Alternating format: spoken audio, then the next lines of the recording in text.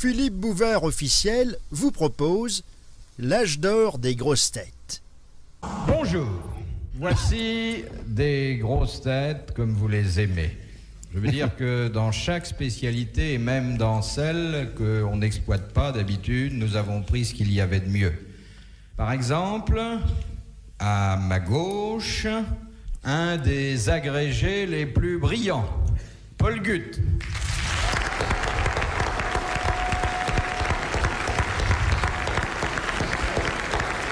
Naturellement, quand je dis un désagrégé, ça ne veut pas dire qu'il s'en va de tous les côtés. Ça veut dire qu'il a pris ses grades dans l'université. N'est-ce pas, mon cher Paul? Mais oui, Philippe, que c'est fin, ça, que c'est fin. On vous l'a jamais fait, ça? Jamais. Jamais on m'a dit tuyau de poil non plus. Comment va tuyau de poil? Je vous l'ai pas dit non plus. Non, mais vous le pensiez. Ah, je pense beaucoup au tuyau de poil, oui, incontestablement, oui. D'ailleurs, maintenant, nous avons la version bilingue. Depuis que l'Europe a été faite, c'est How do you do yo de poil, qui marque quand même une progression. Alors, à côté de notre brillante universitaire, un séducteur comme on en fait peu, il faut dire qu'il n'y a pas tellement de demandes, Philippe Castelli.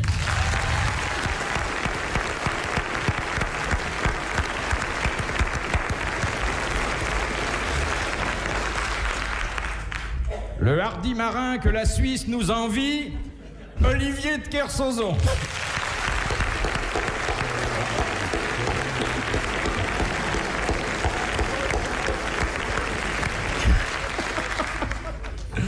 Et vous faites quelque chose de bien parce qu'il y a mes parents dans la salle. Eh bien, certainement, le fils le plus réussi non seulement de vos parents, mais de Lyon, de la région Rhône-Alpes, et j'oserais dire de l'Hexagone, de l'Europe occidentale, du monde même, Jacques Martin.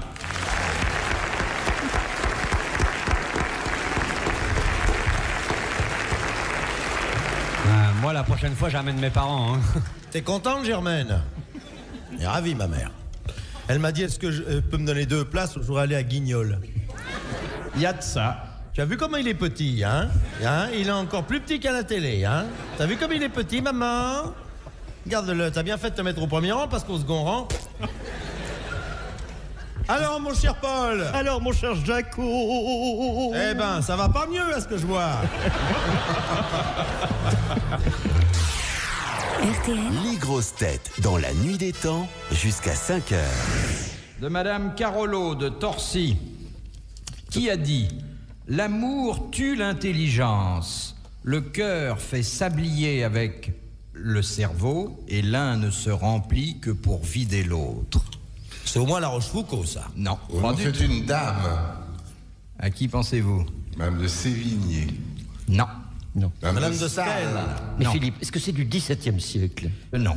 Non. 18. Non. Non, 19. 19. C'est d'une dame ou d'un monsieur? D'un monsieur. Oh, bah, c'est un atoll. C'est déjà ça. Non. Et Balzac. Non, c'est joli cette image. Ah oui, oui, oui, Les vases communicants entre le cœur et le cerveau. T'as du Maurice qui a écrit ça? Ah oui, un grand. Alphonse Allais. Le mieux encore. Mieux Encore Jules mieux. Renard. Jules Renard. Excellente réponse de Jacques Martin.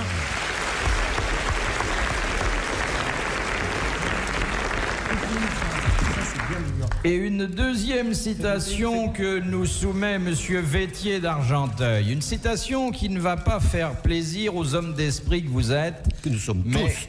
il faut bien vous la soumettre. Qui a dit « Les bons mots cachent l'absence de grandes idées » Un imbécile. C'est quelqu'un du XVIIIe siècle, ça. Eh bien, non seulement n'était pas du 18e, mais ça n'était pas un imbécile. 19e. 19e, un type fabuleux.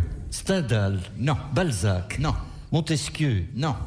Oh, pardon, 19e, excusez-moi. Oui, mais ça Dis fait rien. donc, Guth. Où avais-je la tête? Mais on cite qui on connaît. Oui. C'est un romancier, Non. un homme de théâtre. Oui, entre autres. Alfred de Musset. Non. Non. Théophile Gautier. Feydeau. Courteline. Comment vous avez trouvé ça? C'est Ah, je sais fabuleux. pas, comme C'est pas ça. ça du tout. Et c'était pas ça. Victorien Sardou. Non. Non. C'est un auteur dramatique triste ou gay? Plutôt gay. Mais avec une pince. Henri Beck. Beck. Oh, pardon. Oh, dites donc, oh. Permettez. On en parle souvent aux grosses têtes de ce type de Oui, madame? très souvent. 19e. Oui, vous restez couché, hein. 19e. Victor Hugo? Le Victor Hugo n'a jamais été un auteur dramatique. Ah bon? Oh, Eh bah, ben dis alors, dis donc. donc, alors, franchement, alors là, Alors c'est quoi Victor Hugo? Alors, Ruy Blas? Ruy Blas, Cernani, non, c'est rien, c'est pas Rien du du théâtre. tout, ça. Attendez, Mérimée. Et pas un auteur dramatique, Mérimée, il a écrit si, qu'à si. à part le théâtre de Clara Gazul. C'est pas mal. Ça compte, le théâtre. Ça compte. Oui, mais enfin, c'est rarement représenté. C'est pas Flaubert. Non. Tiens, ça y est, il va se jeter dans les biscuits, maintenant. Vous pouvez pas nous aider un peu au lieu de passer tout de suite à la partie nutritive de l'émission? On se demande où il met tout ça. C'est fabuleux parce que moi je l'ai connu svelte, ce garçon. Et maintenant, quand il traverse, on entend les bonnes femmes qui disent « Ouh, va vite chercher le ballon de football, il va passer sous le taxi. » Tenez, mon cher Paul. Ah, quelle joie, c'est ça que Dites j'aime. donc, alors cet auteur-là, aidez-nous un peu. Il est journaliste aussi? Alexandre Dumas. Alexandre Dumas, j'ai dit. Vous n'aimez pas plutôt ceux au chocolat? Ah, c'est beaucoup. Mais je crains le chocolat. Henri Monnier. Ah, vous craignez le chocolat? Je crains le chocolat. Ah, ouais. Henri Mais Monnier. vous savez, si Qu'est-ce que vous... tu fais pour les vacances, toi? Henri Monnier. Il ne va pas rester là-bas. Oh, mais je suis tout seul. Tu sais que Henri Monnier. moi j'écoute... Il est mort vers quelle époque? Oui, à peu près mais alors je disais à Gut l'autre jour, viens. Oh, il est mort au début du siècle. Au début du 20e. S'il vivait au 19e, il n'a pas pu mourir au début du 18e. Non, jamais de la vie. Hein? Ça ne se fait pas. Oui. Attendez, c'est difficile. Et vous aimez les C'est autres toujours aussi, Jules Renard C'est toujours Jules Renard. Bonne réponse de Jacques Martin.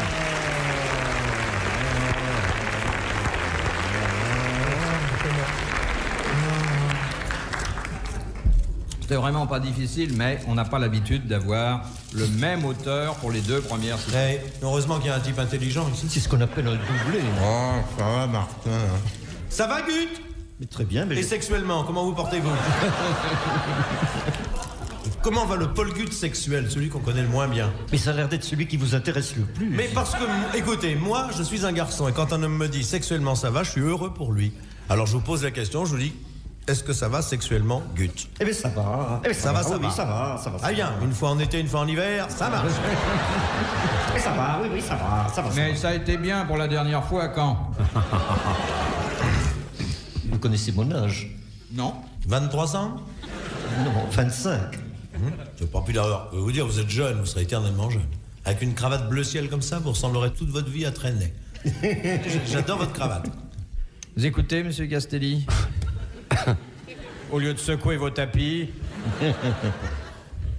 Il est élégant, il est chic, il a de la branche, de la classe, Hein? Vous devez avoir des succès féminins. Fantastique. Hein? Ouais. Beaucoup? Ouais, trop. La dernière fois que ça t'est arrivé, c'était quand? Oh, bah tu sais, ça m'arrive à peu près 20 fois par semaine. C'est pour ça que je suis un peu crevé. Excusez-moi. 20 fois par semaine? Ah, jaloux. Ah, dis donc.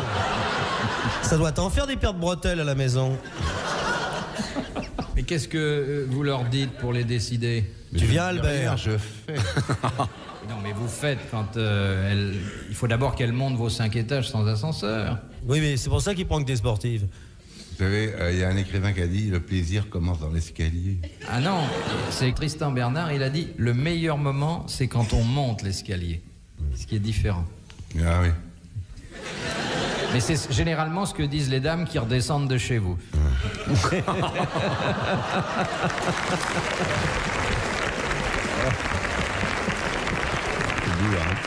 C'est gratuit ce que vous dites parce qu'il a une très bonne réputation dans son quartier. Alors tu sais même pas quel quartier. Oh bah tu penses, et à l'odeur j'y vais. Non mais il a un truc avec les dames.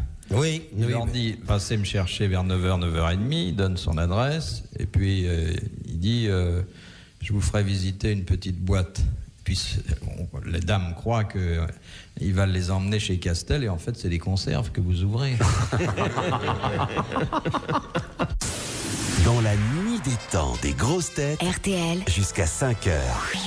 De monsieur Nicolas Jacques de Reims, Ah, qui perçoit encore aujourd'hui une indemnité de chat. Les égoutiers de Paris? Le rat d'Iran.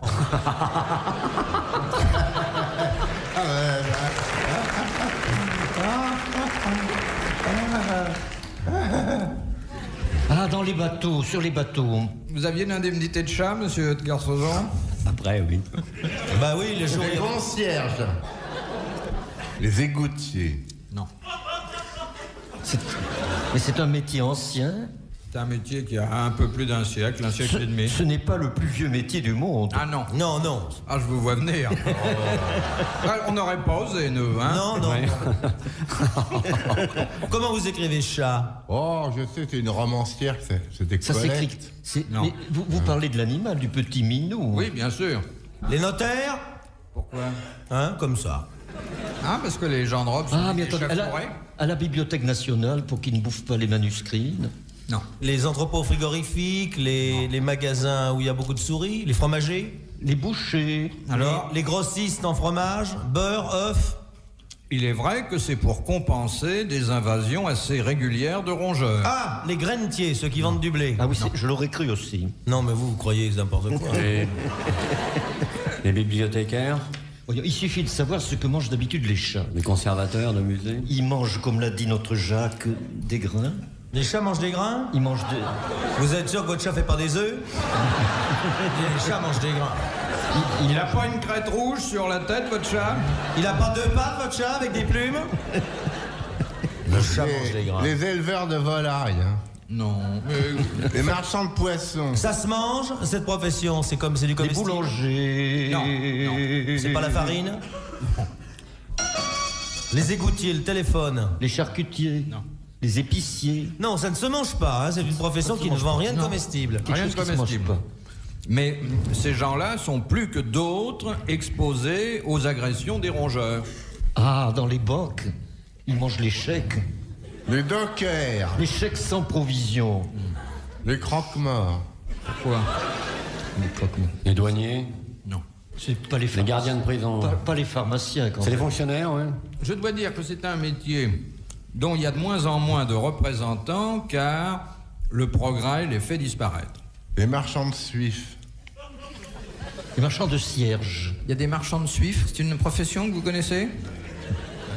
Vous l'avez peut-être exercé avant de faire J'ai du cinéma? fabriqué du savon pendant la guerre avec du suif. Moi, je vois pas, mettez-nous sur la voie un peu. C'est une industrie? Non. C'est un Il métier. y a un uniforme dans ce métier? Oui. Bleu marine? Eh bien, je vais vous demander d'applaudir monsieur Nicolas Jacques de Reims, vieille connaissance.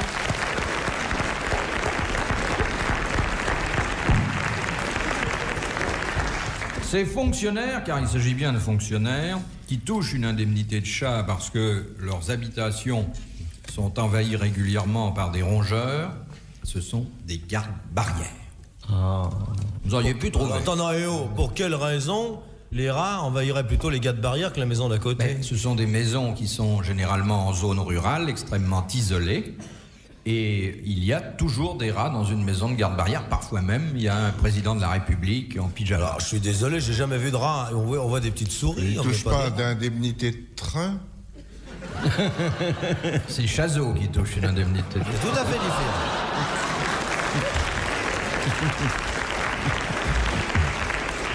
Allô? La compagnie d'assurance? Mon mari avait une assurance contre l'incendie et il vient juste de mourir. Vous pouvez m'envoyer la prime? Et madame, il est mort dans un incendie? Non, il est mort d'une mauvaise grippe, mais je l'ai fait incinérer. Je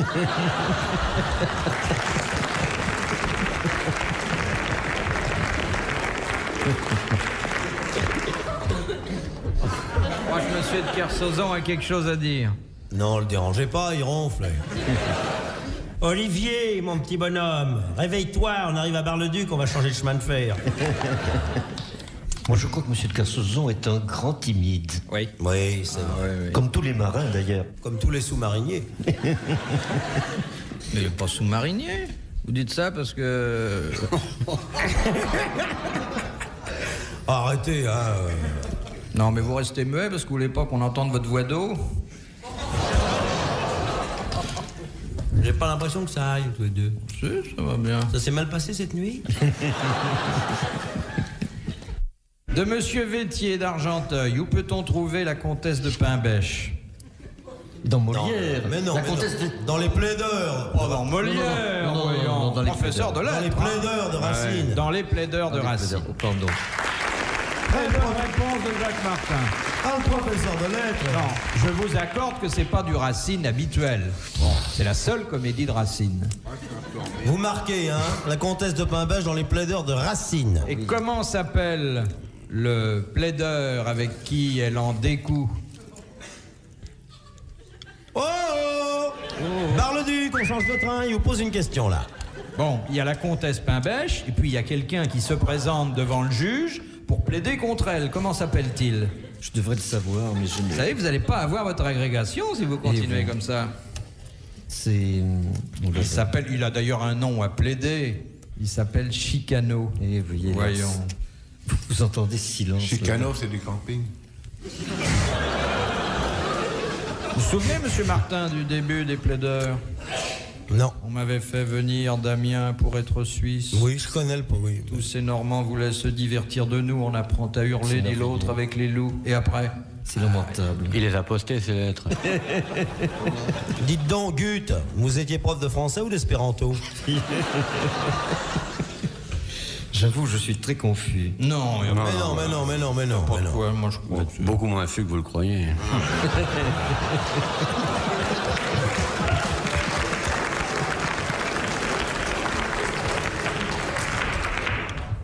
De monsieur Garnery de Rueil-Malmaison. Qu'arrive-t-il à un homme atteint de gynécomastie? Eh ben ça c'est bête, c'est la seule maladie alors. Parce que Kersozon est atteint de ça, un type qui est atteint de gynécomastie, c'est un type qui coule pour un rien. C'est ça, la gynécomastie. Non. Je vais vous expliquer. Alors, Gynéco, c'est les organes. Mastic, c'est qu'on a mis le mastic dessus. Et c'est une fuite des organes. Et moi, j'ai ça. Gynécomastie, c'est quelque chose un peu comme l'éléphantiasis. Ah non, pas du tout. Ah non, ça arrive qu'aux femmes, ça. C'est un transsexuel. Effectivement, c'est souvent un transsexuel. Alors ça se manifeste Un garçon comment? qui a des Il mamelles. n'y a plus rien, ouais. C'est un homme qui a une poitrine de femme. C'est ça. Excellente réponse de Jacques Martin et de Paul Gut. Non, monsieur Castelli... Alors vous n'êtes pas gâté sur ce plan-là non plus, hein?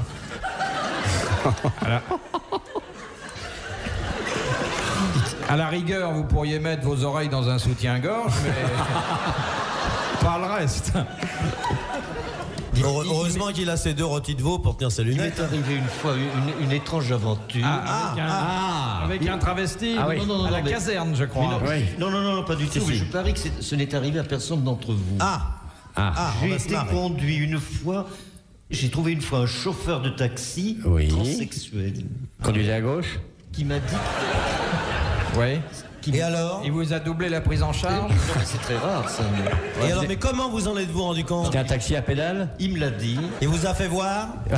On a parlé, on a sympathisé. Bah oui. Ah ouais, sûrement. Ouais. Ouais. Mais il n'était pas gêné pour tourner son volant? Non. Il vous a fait goûter comment c'était, non? Mais comment vous a-t-il dit ça? Parce que c'est Mais il me l'a dit, on a... très rare qu'un chauffeur de taxi vous montre sa poitrine pendant la course. Mais non, et il m'a même... Montrez autre chose? Et vous l'aviez touché d'abord pour qu'il parle de ça. Ça vous arrive souvent de tripoter les chauffeurs de taxi? Et alors, comment il était? Il était charmante. Oui. Et seulement, ce qui m'a inquiété un petit peu, c'est qu'il voulait écrire.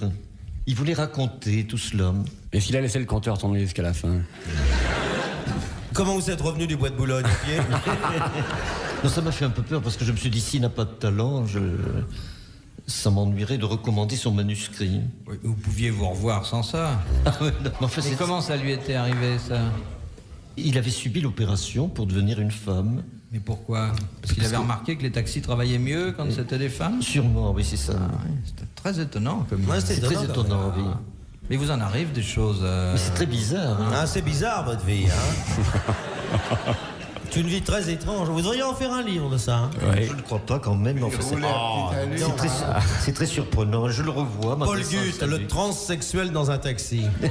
C'est un joli titre, ça. Ah, vous le revoyez? Non, c'est pas ça, mais je le revois encore m'adressant un petit salut. Ah ouais. Comment il faisait? Comme ça, avec la main. Là. Et il faisait...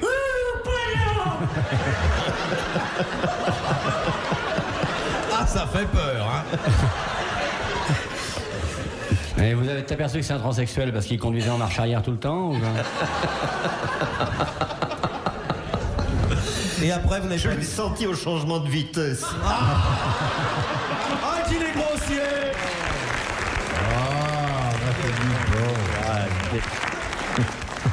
Pour assister aux grosses têtes de Philippe Bouvard.